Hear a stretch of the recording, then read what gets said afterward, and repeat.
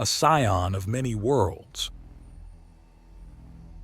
What, what are you doing?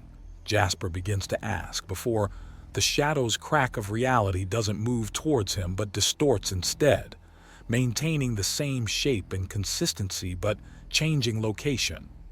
It's not something he would call proper movement, but damn if it doesn't look freaky.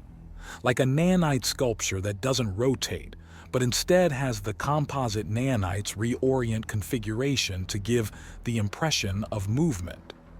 Seeing and constructing one is one thing, but holding such a thing that shifts in your grip really brings it down how strange it is, even if you do understand it fully. Focus on the task at hand, Emmanuel, she chides him as a massive laser salvo hurtles into the other direction to uselessly rake against the screaming souls that the shadow has stolen. I may have stumbled onto a new aspect of physics. Proper cause and effect has yet to be fully established, Jasper explains. And you're sticking your claws in it, she demands him incredulously. I may have done a little more than that, Jasper remarks as he deflects an attempt to whip at him with cracking dimensional boundaries and manages to close things up a bit. Do we really have to have the lab safety talk again, so soon? She asks. It's really hard to justify himself when he's outright altered the chemical composition of his own body in order to get an advantage in a fight. Not to mention the extra organs and sheer mass he's piled onto himself without a thorough study of the psychological and physiological side effects on Urthani. Oh my goodness, Emmanuel, are you trying to make my head explode? No, I swear I just needed to improvise. The old excuse comes tumbling out before he can stop it, and the throaty groan of sheer exasperation is right on cue. Oh, Emmanuel, I'm disengaging the pilot pod from this fighter and putting it into drone configuration. Is the village of tents past the wall a safe location? It is. You should know that I have been occasionally referring to myself as son of the spider, and there may or may not be a cult forming around what I've done. Oh, Emmanuel, anything else? She asks him, and his rueful chuckle is all the answer she needs. I'm setting down now. When the danger has passed, we have a lot to talk about, she says gently. We have a lot to talk about, he agrees. Even as the pilot pod disengages from her shuttle, it already begins to reconfigure into a proper attack drone. A combat fighter is an extremely powerful force multiplier. However, it has limits, usually due to the pilot inside. But with the non-existent reaction delay of Proton that borders on quantum entanglement, it's possible to take that weakness out of the equation with zero reduction of piloting skill. You just need to convert the ship into a drone that can accept distant input. The pod rights itself and gently drops down with her facing the walls at a distance. Her lab coat is the entire interface worked into the receivers built along the spine, and with thought alone she controls the now fully reconfigured Omnicide fighter drone. So named because at full speed and with maximum power such a fighter can empty an entire battlefield of all life, including the pilot, as the G-forces will overwhelm even the most sophisticated and powerful inertial dampening and reduce even the hardiest pilot to a smear. The configuration has finished as both wings of the pod have split to give it a more claw-like appearance. The drone then accelerates at her command, and there's a very distinct explosion as it cracks the sound barrier like a toothpick. Too fast to be casually seen, the drone is now in a saturation bombardment alignment and is pouring in an enormous amount of fire and destruction onto the entity facing her son. Even if it's not Emmanuel, somehow back from the dead, there were too many coincidences and too many little touches of him. As infuriating as it is to have a child from a primitive race prove themselves correct over her is. Horace was right. She had to be here.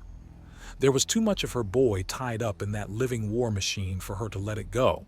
Although she really needs to know why basic scans had him registering so much metal in his body. The pod safely sets down and she has it configure itself into a podium to rest upon properly. She can easily pilot the Omnicide drone and consider things while resting comfortably, with her actual body well and truly out of the line of fire and the feedback due to her cybernetic implants allowing things to traverse with ease. She has an easy time of this. However, the surrounding Aramenta and Nagasha are very curious about her and are crowding around somewhat. She settles herself a little and considers. Whatever form of energies are actually being used by his opponent, they clearly can be manipulated as it is interfering with the radiation wavelengths on the visible spectrum. But is it merely on the radiation spectrum? It's blocking the radiation from her laser weaponry with ease.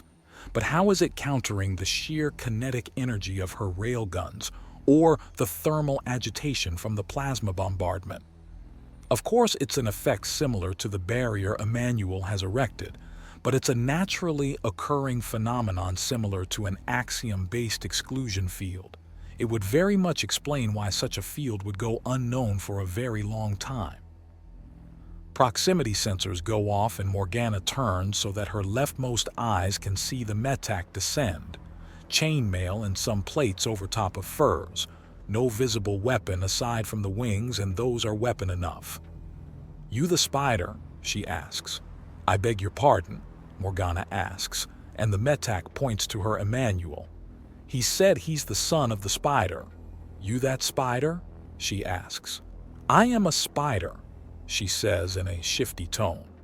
"Oh, for the love of!"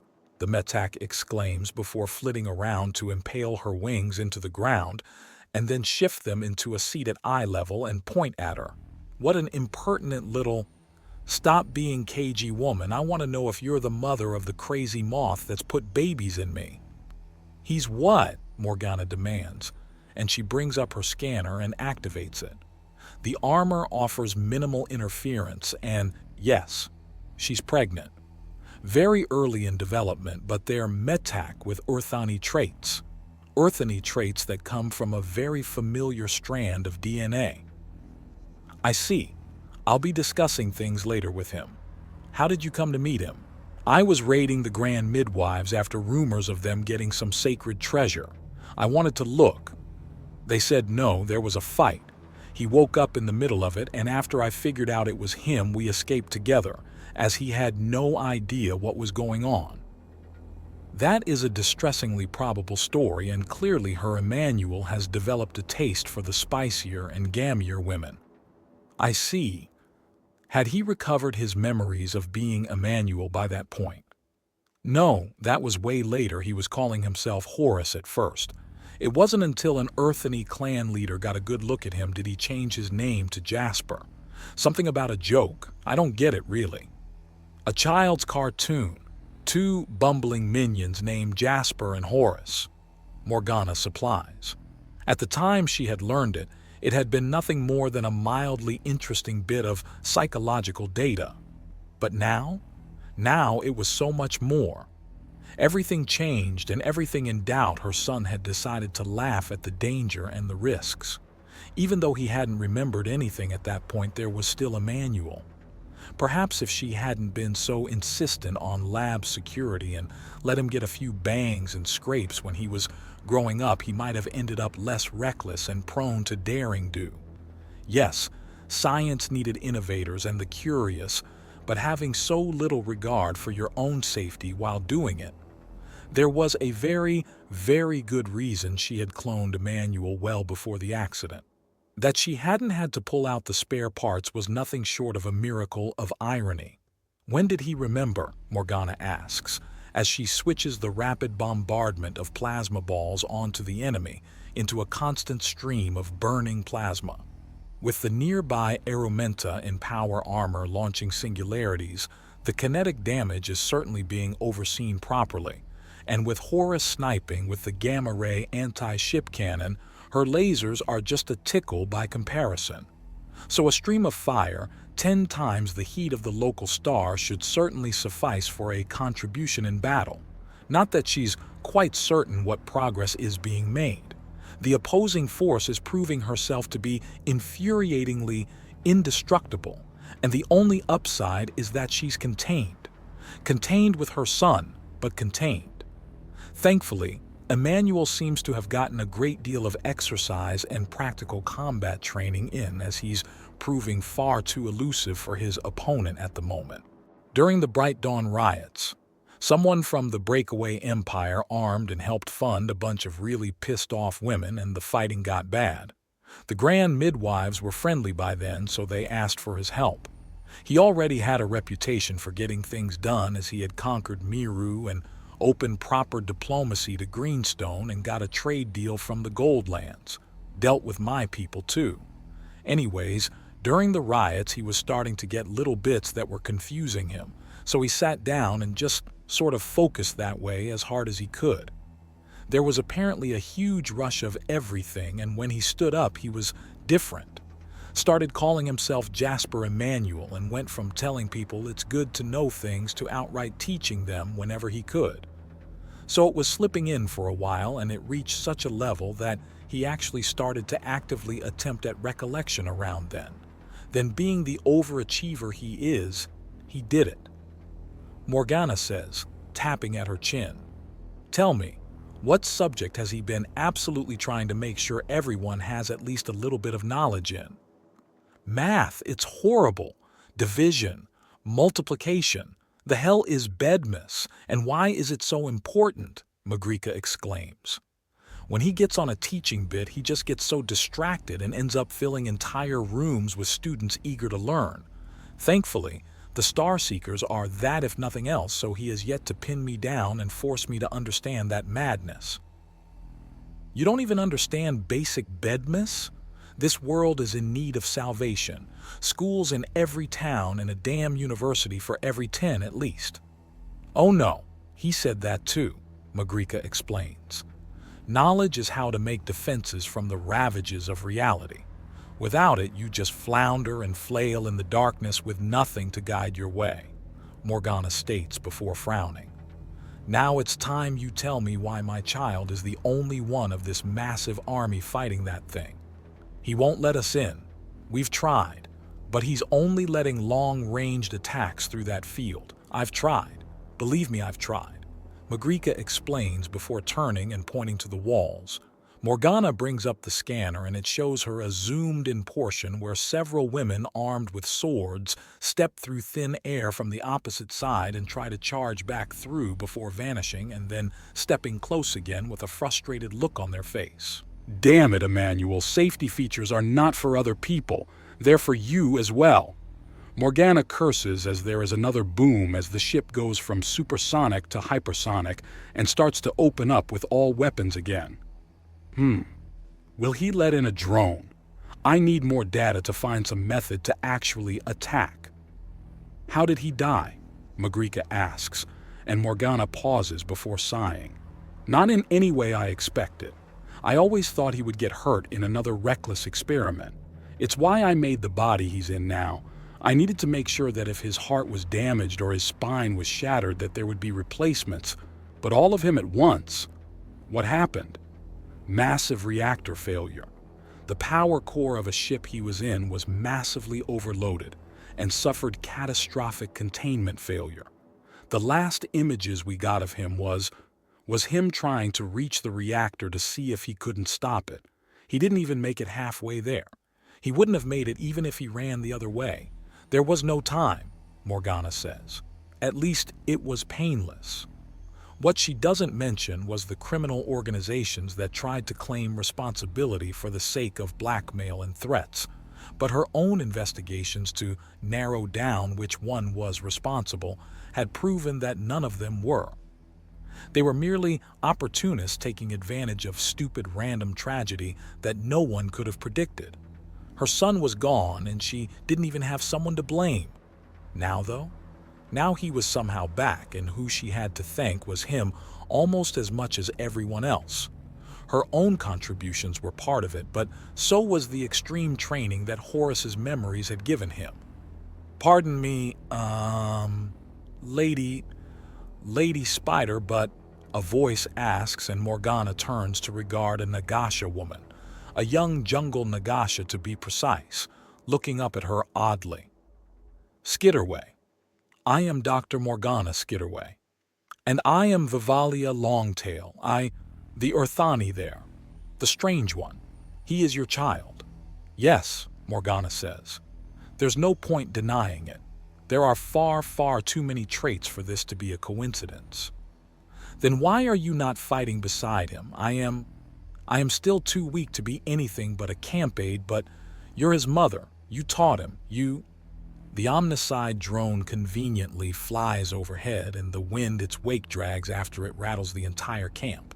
That is my weapon. It is a weapon so dangerous to wield that one's life is considered shortened by centuries per second within it. Of course, the life of one's enemies are considered shortened by millennia to oppose one. I have modified this one to be safely and completely controlled from afar. The implants in my body send signals which my coat picks up and translate. The platform I rest upon reads what the coat understands and sends it to the drone, which fights with ferocity. Even as we speak, I bombard our mutual enemy with spears taller than most buildings at speed so fast that they strike before the sound of their coming can even arrive. I am fighting, and fighting fiercely, but that's not all I am doing. What else are you doing? Learning, always learning, like I taught my son.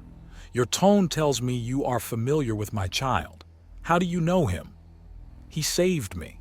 He saved me from beyond death itself. That monster he's fighting, she had another body before and was harvesting those of others. Mine was one of them. I could not do a thing, trapped elsewhere and within my own body at the same time. I could feel all the pain and hunger and listlessness, but could do nothing. I could scarcely breathe. Then after he slew her then body and had his people rescue me, he came to me, laid his claw upon my brow and gently called me back from beyond. He held me as I wept and called forth the mother of all Nagasha to offer further comfort.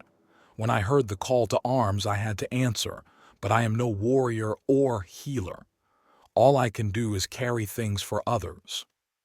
You felt the power of that thing? Morgana asks, pointing to the moving, thrashing, and fighting distortion that her son is weaving around and taking swipes at. Occasionally parts of it fly away and it seems lessened, so the fight is definitely in his favor. But for how long? It needs to be ended decisively for him soon before the enemy figures something out. I did. It was horrible.